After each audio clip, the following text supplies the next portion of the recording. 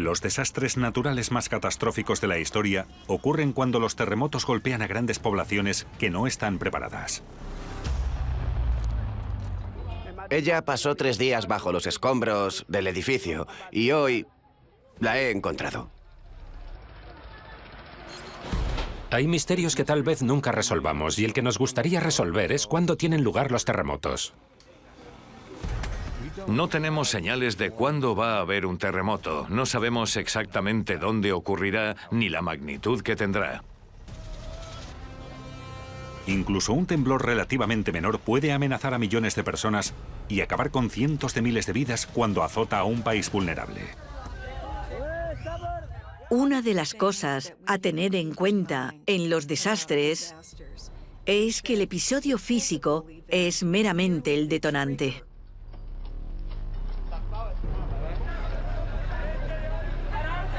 Al desencadenar círculos viciosos de tragedia, derrumbes de edificios, brotes de enfermedades, corrimientos de tierras, desórdenes públicos y conflictos urbanos, los terremotos pueden cambiar a las comunidades durante generaciones.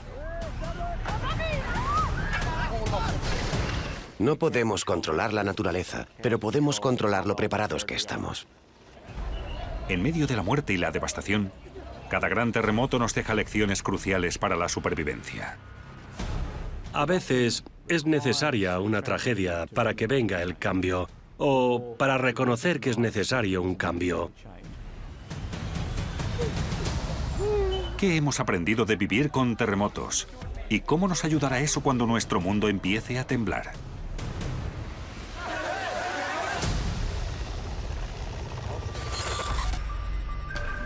En todo el planeta, la humanidad se expone a la catástrofe. El desastre acecha bajo la superficie de la Tierra. ¿Golpea desde el cielo o nos engulle desde el mar? Pero no estamos simplemente a merced de nuestro planeta. En nuestros intentos por industrializarnos, conectarnos globalmente y llegar a las estrellas, se han perdido vidas. Los desastres revelan lo mejor y lo peor de la humanidad, a medida que las tragedias se van sucediendo. ¿Cómo ocurren estos desastres? ¿Y qué lecciones podemos aprender cuando la catástrofe vuelve a azotarnos? Código Rojo.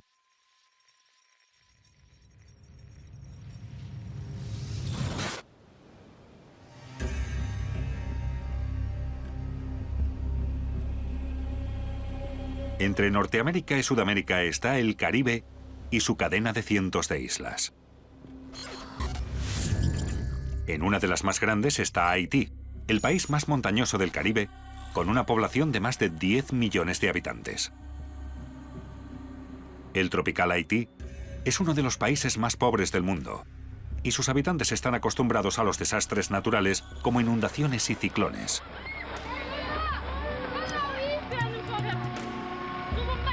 En los últimos siglos, ha sufrido el azote de más de 15 terremotos importantes. Pero el que sacudió la capital de Haití, Puerto Príncipe, una tarde de enero de 2010, fue muy famoso. No tanto por la magnitud del terremoto, sino por la destrucción extrema que causó.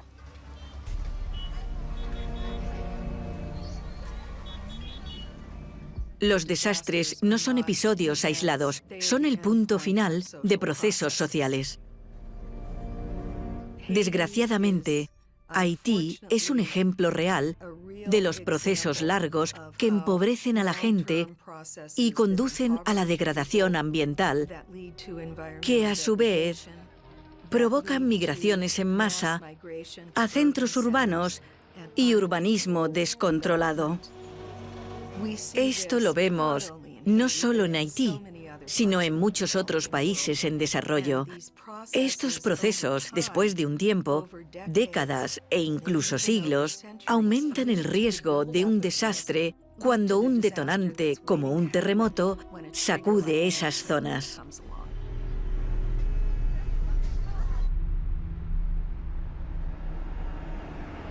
Pero para entender realmente la génesis de este desastre, hay que empezar por la geología, por la formación de la misma Tierra. Igual que los demás planetas rocosos del Sistema Solar, la Tierra se formó a lo largo de miles de millones de años, cuando unos materiales, tanto pequeños como grandes, colisionaron y se aglutinaron. Cada impacto transmitió energía en forma de calor, que sigue atrapado dentro de las capas más internas del núcleo terrestre, reforzado por la radioactividad natural. Esta rígida cobertura de la superficie terrestre está dividida en una docena de piezas conocidas como placas tectónicas. Son una serie de placas que se mueven cuando los materiales que tienen debajo se dan la vuelta para expulsar calor.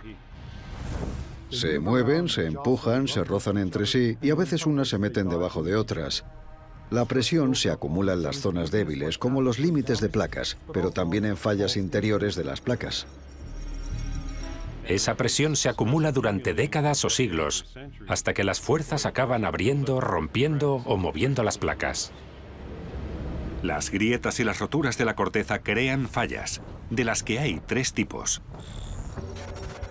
Una falla normal se forma cuando la fuerza empuja la corteza y el bloque colgante se hunde. Una falla inversa o de empuje se forma cuando la fuerza empuja la corteza hacia arriba y el bloque colgante sube. Y en las fallas de rumbo o en dirección, la corteza se mueve horizontalmente, ni sube ni baja. La ruptura se extiende por toda la falla y puede alcanzar 1000 kilómetros o más en terremotos muy grandes. Y cuando se deslizan las placas, transmiten energía vibracional a través del suelo. Solo el 10% de la energía de un terremoto proviene de los temblores. El resto es del agrietamiento y el calor. Pero ese 10% de la energía en forma de vibración es lo que notamos y causa los daños.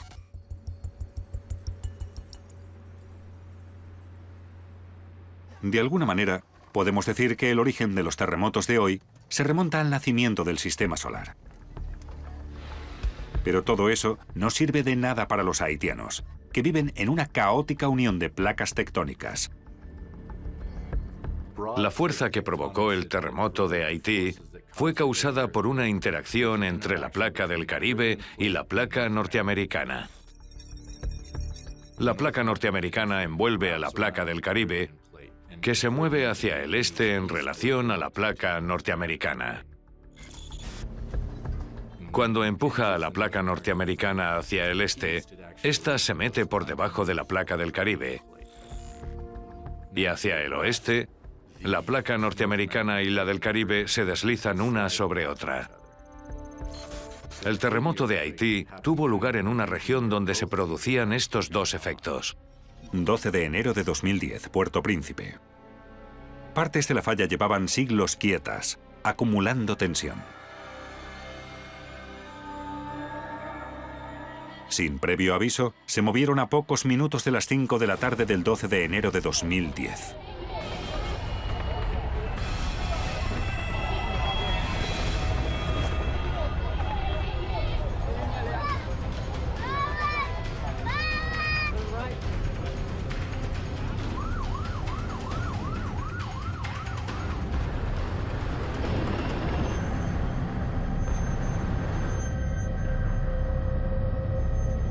El epicentro, donde la tensión tectónica se liberó, fue a menos de 25 kilómetros de la ciudad más poblada de Haití, Puerto Príncipe.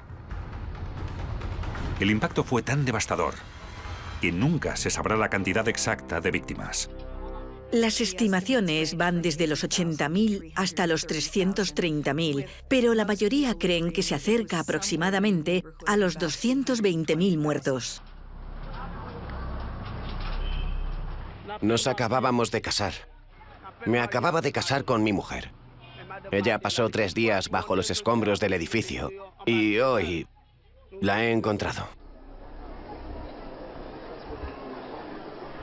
El terremoto fue de magnitud 7 y fue letal. En el Caribe, la mayoría de los países siguen el código de edificación único del Caribe, pero Haití no. Como resultado, cuando tuvo lugar el terremoto, tenían unas edificaciones muy vulnerables y hubo las consecuencias que vimos. Muchos de los edificios de varias plantas de Puerto Príncipe fueron trampas mortales cuando sus paredes de ladrillo sin reforzar se rompieron y dejaron pilas de losas de suelo en lo que se conoce como derrumbe progresivo.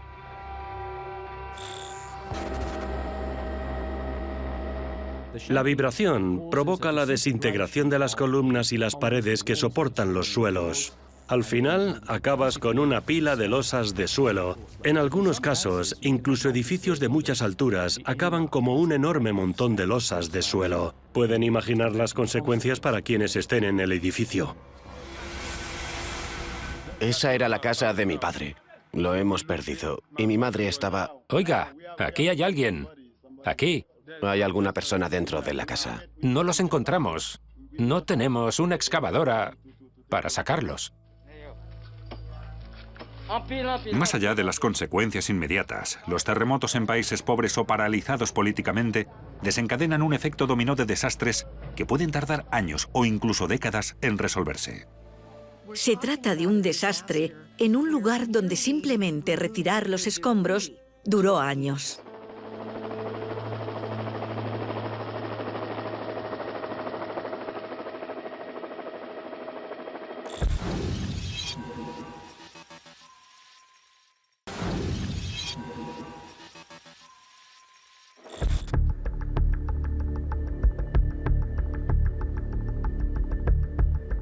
Pero no solo los países pobres están en riesgo de sufrir una serie de catástrofes. Normalmente, cuanto menos desarrollada está una sociedad, menos preparada suele estar para estos grandes desastres. Los californianos tienen que estar preparados, porque en su estado, la placa del Pacífico roza la placa norteamericana en un límite de placas conocido como la falla de San Andrés. La falla se extiende a lo largo de 1.500 kilómetros, recorriendo el estado más rico y poblado de los Estados Unidos.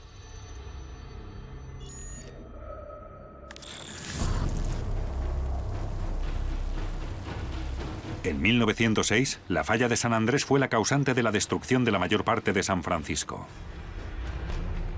En los últimos 200 años, en California ha habido unos 80 terremotos de magnitud superior a 5. 17 de enero de 1994, Los Ángeles.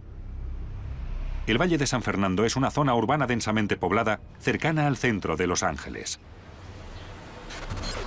A las 4:30 de la madrugada de un lunes, los residentes de Northridge no tenían ni idea de qué les iba a despertar. Durante unos 20 segundos, un terremoto de magnitud 6,7 sacudió la ciudad con el movimiento de suelo más fuerte registrado en la Norteamérica urbana. Un minuto después, hubo una réplica de magnitud 6. Pero esta vez, la falla de San Andrés no fue la responsable directa.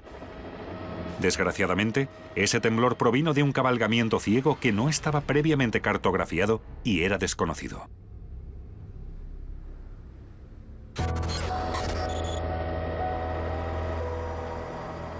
¡Prepárense! ¡Cierren el gas! ¡Apaguen la electricidad! ¡Guarden agua en sus bañeras y no esperen servicios en 72 horas! En Northridge había un cabalgamiento ciego, es decir, que la falla que se movía no había llegado hasta la superficie. Eso también significa que no sabemos exactamente dónde está la falla hasta que se mueve. Así que las personas que estaban sobre la falla no podían saberlo hasta que empezó el terremoto. Estaba todo oscuro y creíamos que estaba muerta. Ahora estamos empezando a limpiar los quirófanos. No hemos podido esterilizar el instrumental y no podemos hacer operaciones de importancia. 57 personas murieron, algunas en el acto, algunas días después de resultar heridas y otras por causas indirectas, como ataques cardíacos por el estrés. Hubo más de 8.700 heridos.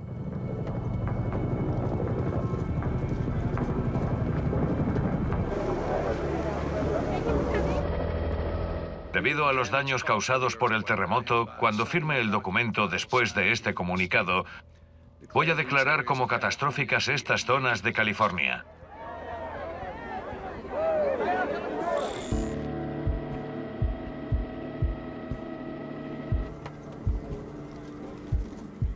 El terremoto de Northridge fue muy interesante desde el punto de vista sociológico, porque fue un gran terremoto que sacudió una gran metrópolis estadounidense muy diversa en cuestiones de raza, grupos étnicos, cultura y clase social.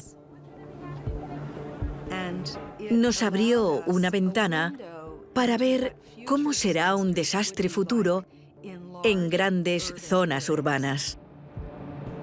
Se derrumbaron bloques de apartamentos, edificios de oficinas y parkings. 11 hospitales fueron dañados o quedaron inutilizables. Unas 20.000 personas quedaron temporalmente sin hogar.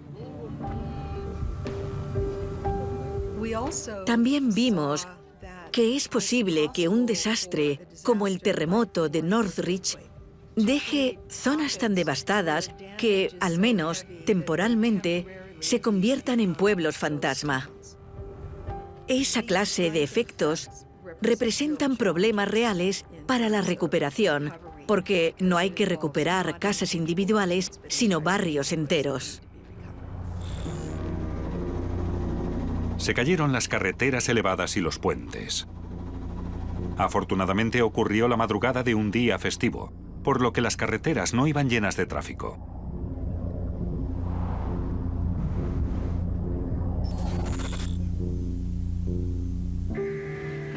Vaya hacia allí. ¿Puedo? En su De casa. acuerdo.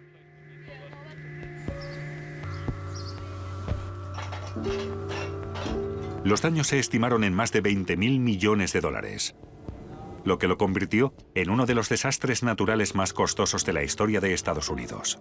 Es como si un terremoto de magnitud 6,5 hubiera sacudido el centro de la ciudad de Los Ángeles.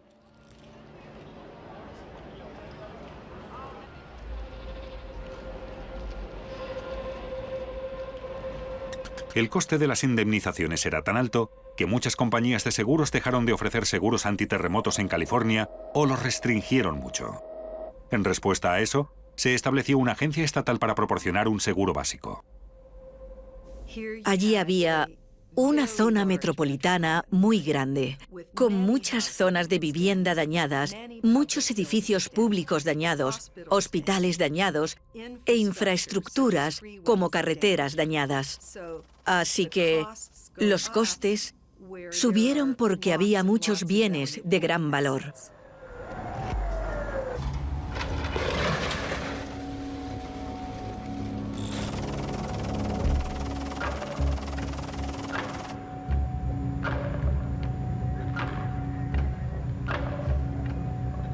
Los edificios más peligrosos en un terremoto son los que están construidos con ladrillos sin reforzar o bloques de hormigón.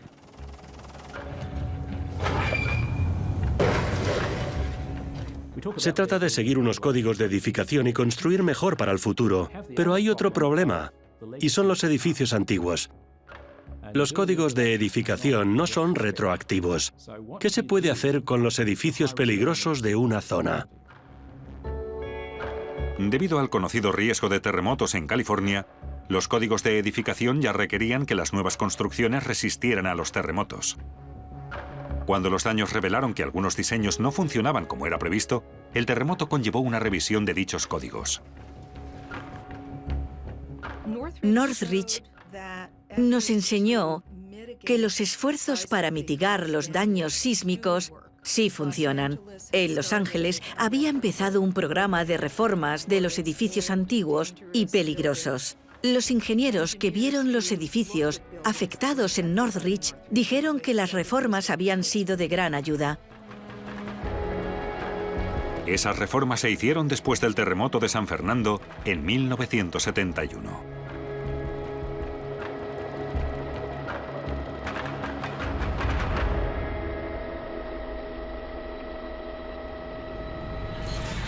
...9 de febrero de 1971, Los Ángeles. A las 6 de la mañana, un terremoto de magnitud 6,6 golpeó el valle de San Fernando durante 12 segundos. Derrumbó autopistas, hospitales y casas. El terremoto también provocó el derrumbe de partes de la presa Lower San Fernando, dejando solo una fina pared de tierra entre el embalse y los 80.000 residentes de debajo. Atención a todos los residentes, vamos a evacuar totalmente esta zona. Empecé a preocuparme cuando vi en las noticias lo que quedaba de la presa. Temiendo una réplica, el valle se evacuó y el nivel de la presa bajó.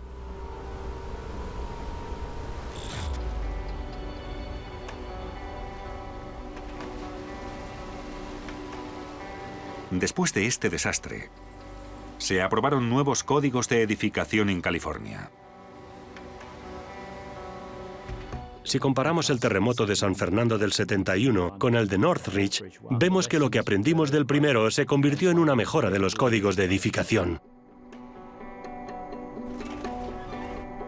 Unas normas que resultaron eficaces en 1994, cuando el embalse de Los Ángeles, una versión nueva y mejorada de la presa Lower San Fernando, resultó ilesa. Si tenemos claro el objetivo de construir estructuras resistentes y fuertes que puedan proteger nuestras vidas en un gran terremoto, el caso de Northridge nos demuestra la eficacia de los códigos de edificación para conseguirlo.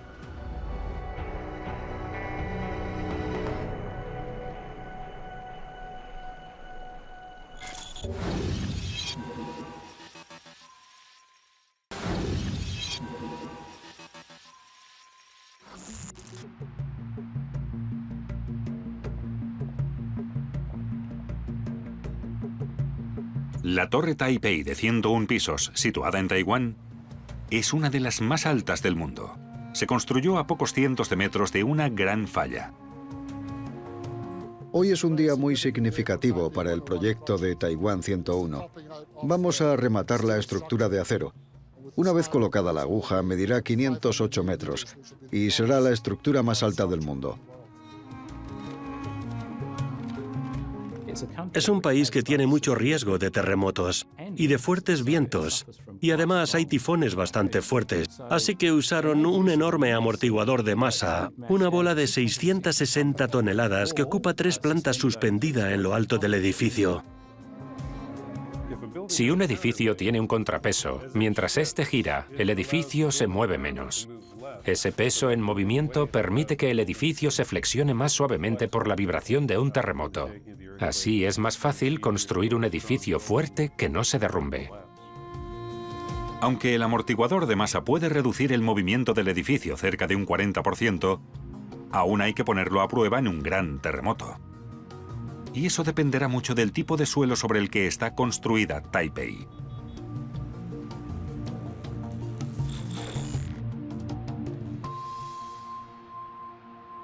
A medida que nuestros edificios crecen para alojar a la población en aumento,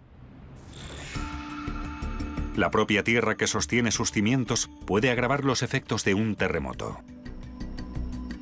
Uno de los problemas más comunes en los terremotos es que las ciudades están construidas en zonas llanas y cercanas a ríos y puertos. Y eso significa que a menudo los suelos son muy blandos y húmedos geológicamente hablando. La composición de las capas geológicas de debajo de nuestras ciudades tiene grandes efectos en la forma en que se propagan las ondas sísmicas. Los sedimentos blandos aumentan las ondas sísmicas de 2 maneras. Por un lado, los sedimentos blandos requieren de menos energía para moverse, así que la misma cantidad de energía genera ondas mucho más grandes. La otra manera es mediante la resonancia. Un ejemplo de resonancia es cuando golpeas una campana y esta vibra a ciertas frecuencias. Igual que en el golpeo de una campana, las capas de roca que rodean las rocas blandas sedimentarias en una cuenca pueden amplificar las ondas sísmicas. Si el terremoto ha tenido lugar dentro de una cuenca o debajo de esta, la energía del terremoto puede volver a esa cuenca.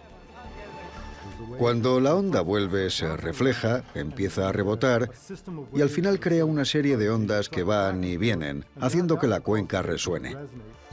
Eso puede ser un problema grave si la frecuencia de resonancia es la misma que la de los edificios.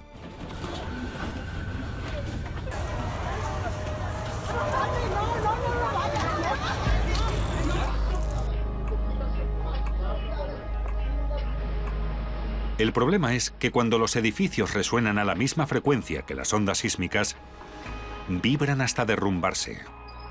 Lo que devastó Puerto Príncipe no fueron solo sus enclenques edificios. Como la ciudad descansa sobre un suelo muy suelto, la vibración se amplificó. Los sedimentos blandos son como gelatina en un plato. Si mueves un poco el plato, la gelatina se mueve mucho. Como Puerto Príncipe está sobre un suelo blando, se movió mucho más que los edificios en los suelos duros cercanos.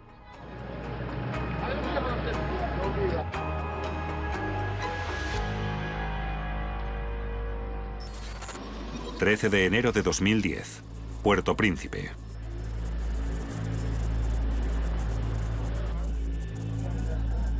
E igual que en Northridge, el terremoto de Haití también fue causado por un cabalgamiento ciego que nadie conocía. Una falla de cabalgamiento ciego es una falla que no alcanza la superficie. No resulta nada fácil ver dónde está la falla. Cuando tuvo lugar ese terremoto, miramos los mapas de fallas, miramos fotografías aéreas y había una gran falla de desgarre que recorre el sur de Haití. Entonces fuimos allí e hicimos pruebas para ver cómo se movía el suelo según el desplazamiento de los corales y mediciones GPS. Y nos dimos cuenta de que esa falla no era la principal culpable.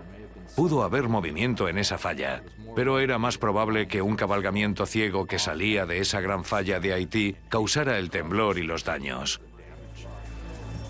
Esta no es la mejor noticia para Haití, porque pueden sufrir otro terremoto en esa gran falla de superficie que recorre el país.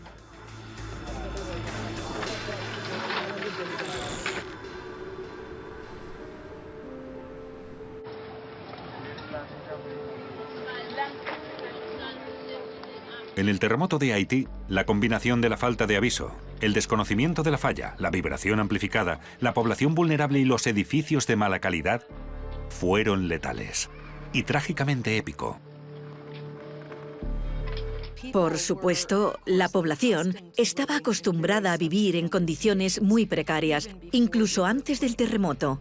Pero las personas desplazadas tuvieron que cortar sus relaciones sociales, las relaciones con gente de sus barrios. Ahora, cuando duermes por la noche, tienes un ojo abierto y el otro cerrado. Nunca duermes bien.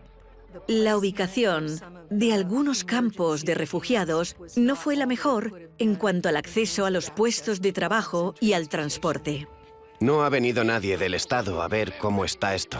No tenemos servicios, no tenemos agua, no tenemos comida y no tenemos ningún tipo de atención médica. La gente tenía muchos condicionantes extra que podían conllevar problemas de salud.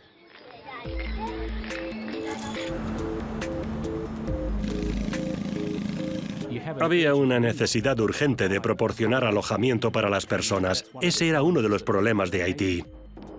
Ahora que están reconstruyendo las casas, es muy difícil obligarles a seguir las normas de edificación, porque la gente tiene una urgencia y vuelven a construir con los medios antiguos, que suelen ser más baratos y sencillos. Es bastante difícil volver a construir bien para acabar teniendo unas zonas más resistentes después del terremoto.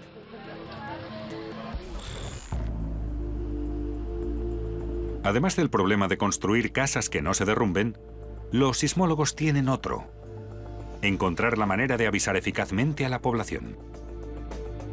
Fundamentalmente, el control de terremotos lleva mucho tiempo siendo igual. Tenemos muchos sismógrafos. Podemos predecir dónde habrá terremotos y lo fuertes que serán.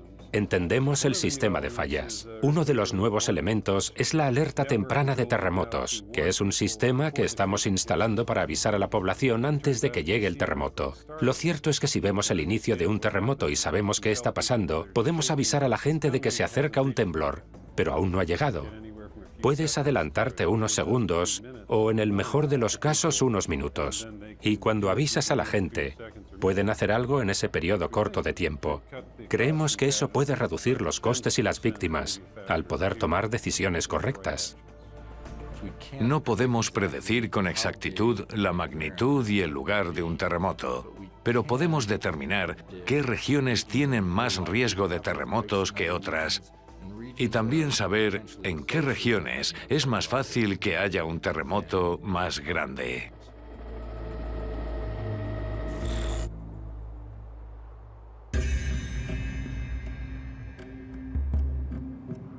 Uno de esos focos sísmicos donde hay más riesgo de terremotos es el Himalaya.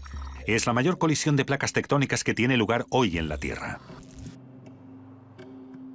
El Himalaya se ha formado tras millones de años de empuje del subcontinente indio contra Eurasia. Esto ha provocado que las montañas se alcen, mientras la placa índica se subduce bajo la placa euroasiática. La placa índica no quiere bajar. Está compuesta de materiales ligeros y no quiere meterse por debajo de la placa euroasiática. 8 de octubre de 2005. Cachemira.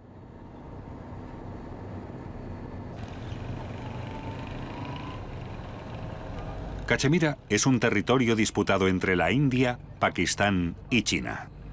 Su agreste paisaje montañoso está dominado por el Himalaya, y la tensión tectónica se acumuló debajo de él.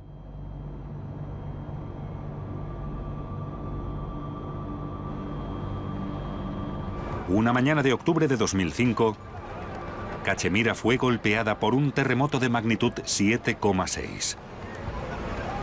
A diferencia de los terremotos horizontales de Haití y Northridge, este fue de deslizamiento oblicuo y hubo un movimiento más peligroso. Fue de repente, ocurrió de repente, no duró ni 5 segundos. Vamos a empezar las operaciones de rescate. Hay gente atrapada. El terremoto de Cachemira de 2005 fue en realidad una mezcla de lo que conocemos como terremoto de empuje, en el que una placa se monta sobre otra, y un terremoto horizontal, en el que las placas se mueven lateralmente. El terremoto de deslizamiento oblicuo tiene elementos de los dos. Un bloque se levanta y también se mueve lateralmente. Cachemira era vulnerable porque tenía un centro de población muy grande con una serie de edificios que no podían soportar vibraciones fuertes. Además era una región montañosa, así que hubo corrimientos de tierra que cubrieron pueblos enteros. Vimos colinas derrumbadas. Los edificios estaban totalmente dañados y en muchos casos se habían derrumbado.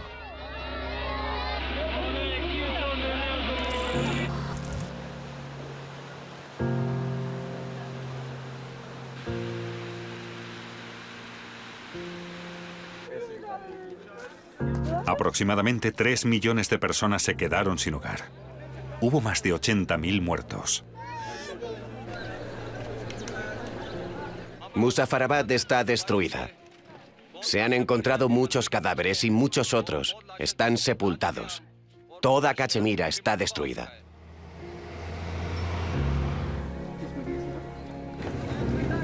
Murieron la escalofriante cifra de 19.000 niños. Por lo general, las escuelas estaban hechas de paredes de carga de ladrillo y de losas de hormigón muy pesadas. Solían tener varios pisos y muchas tenían los techos también de losas de hormigón.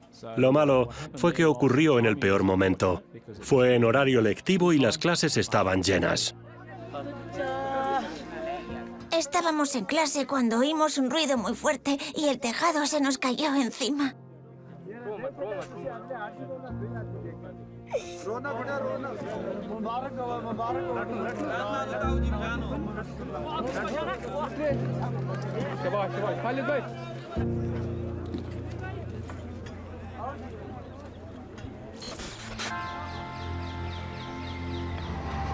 El terremoto de Cachemira supuso un punto de inflexión. En 2007 los códigos de edificación cambiaron. Se acercaron bastante a las normativas estándares de construcción, sobre todo al Código Único de Edificación de Estados Unidos. Además, se realizó un estudio para actualizar los riesgos sísmicos en Pakistán. Si queremos diseñar edificios seguros, tenemos que saber la probabilidad de terremotos. Aunque la tragedia pudo forzar el cambio, la región del Himalaya permanece vulnerable a los terremotos, en parte debido a su naturaleza remota e inaccesible. Es muy complicado, porque hay muchos corrimientos de tierra que cubren carreteras y dejan aislados a los pueblos. La única manera de llevar recursos es mediante helicóptero, y se puede tardar mucho tiempo en averiguar qué daños se han producido.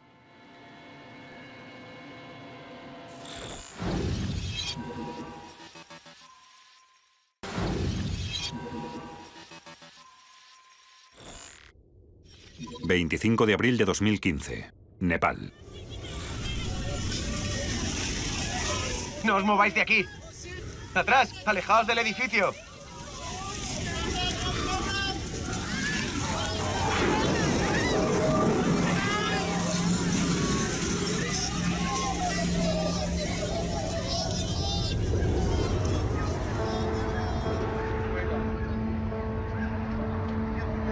El terremoto de magnitud 7,8 de Nepal en 2015 dejó 9.000 muertos. Más de 3 millones de personas quedaron sin hogar. A pesar de las dificultades de la fuerte lluvia, los desprendimientos y las réplicas, los soldados nepalíes se movilizaron para buscar supervivientes y lograron encontrarlos durante una semana después del terremoto. A la zona llegaron equipos internacionales, franceses, polacos y estadounidenses. Nos han dicho que se han oído voces en un lugar desalojado. Vamos a ir allí, intentaremos encontrar a esa víctima y llevaremos el equipo de rescate para que nos ayuden a sacar a la víctima del agujero en el que está. 5 días después del terremoto, hubo una gran alegría cuando rescataron a Pemba Tamang, de 15 años, de los escombros de Katmandú, ileso. Es lo que llamamos una inmovilización. No fue aplastado, sino que estaba en un hueco. Un hueco en medio del hormigón que le rodeaba. Trabajamos codo con los equipos locales y les ayudamos a sacar a esta víctima. Los daños fueron graves y generalizados. Muchos temen que este tipo de destrucción pueda convertirse en algo más común en Nepal.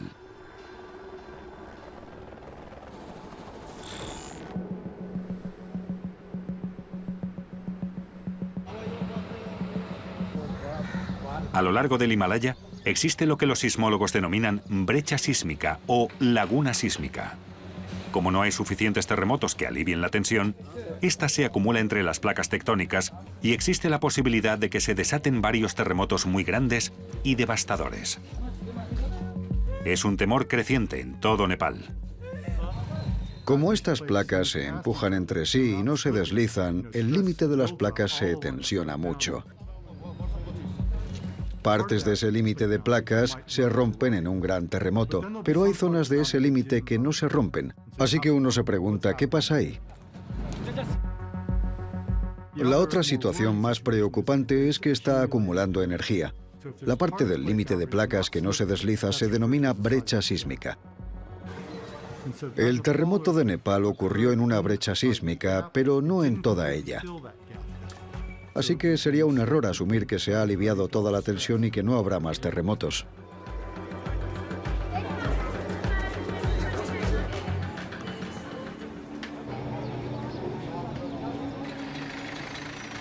Aunque el terremoto de Nepal fue bastante devastador, los terremotos de esa magnitud son bastante comunes. Cada año tienen lugar 14 terremotos de magnitud 7 y como mínimo uno de magnitud 8. Pero en lo que se refiere a clasificar terremotos por su fuerza, ¿qué mide la escala de magnitud de momento? Antes de que apareciera la escala de magnitud de momento en los años 70, nos basábamos en la cantidad de vibración que se observaba para determinar la magnitud. Era una medición muy simple. Pero la escala de magnitud de momento es importante porque es proporcional al área de falla que se mueve en el terremoto y también a la longitud de esa falla. Es una medición más científica que simplemente mirar la vibración del terremoto. La magnitud es un número logarítmico. Eso significa que cada vez que sube un punto de magnitud, aumenta el movimiento en un factor de 10 y la energía en un factor de 30.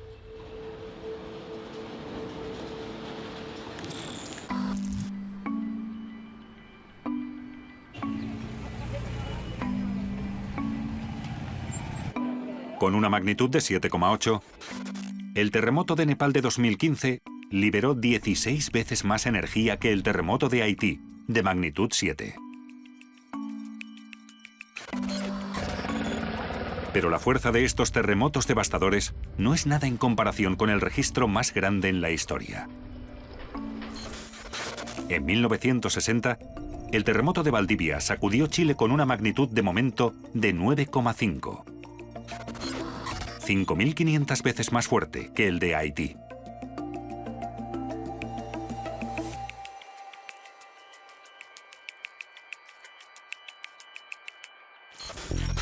...14 de enero de 2010, Haití. Pero la energía que libera un terremoto no siempre se traduce en devastación. A medida que pasaron los meses, la vulnerabilidad de Haití a los desastres era más evidente. La recuperación tardó en empezar y actualmente sigue en progreso. Con tantos cadáveres sin sepultar, las condiciones posteriores al terremoto hicieron prever una epidemia. Hubo un brote de cólera debido a los vertidos en un río de un origen inesperado.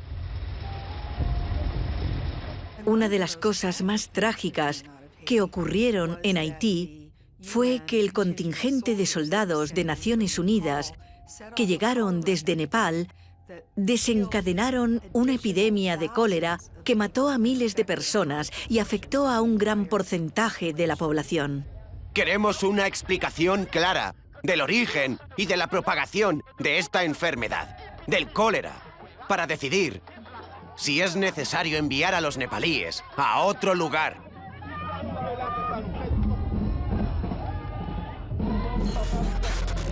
Seis años después del brote, el cólera seguía matando a unas 40 personas al mes. En 2017, unas 800.000 personas, el 7% de la población, estaban infectadas del cólera. Y más de 9.000 haitianos habían muerto.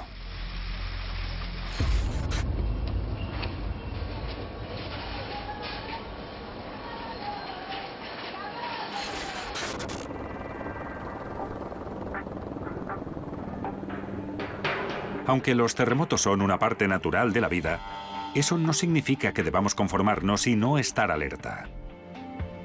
Muchas veces vemos que un gran terremoto es una llamada de atención. Pero la llamada de atención debería consistir en saber que vives en una zona donde los terremotos pueden tener lugar. Cómo construimos, dónde vivimos y qué aprendemos pueden significar la diferencia entre la vida y la muerte. En Haití, al igual que en muchas otras partes del mundo en vías de desarrollo, aparecen asentamientos que crecen en zonas que son claramente peligrosas. A medida que la población mundial se dispara y los peligros que conllevan los terremotos aumentan, nuestros intentos por entender y predecir estos episodios pueden salvar millones de vidas. Antes consideraba a los terremotos interesantes científicamente, pero cuando vi los daños que causaban y el impacto que pueden tener, ya no me resultan una curiosidad científica. Ahora son mis enemigos.